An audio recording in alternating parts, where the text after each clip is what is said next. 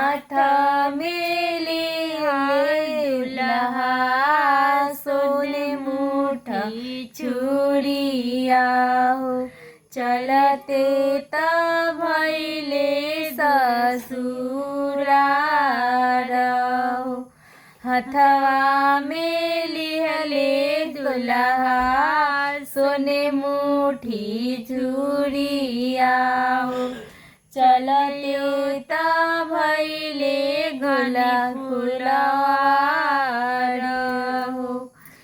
एक कोसे गईले दुल्हा दुई कोसे गईले हो।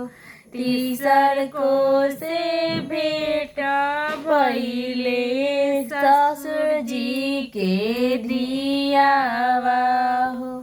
एक कोसे गईले दुल्हा दुई कोसे गईले हो। तीसर कोसे भेट भैले ससुर जी के दियावा। कहाँ रउआ जानी स्वामी जी काथ के लिहाले सोने के मुठी छुरिया हो।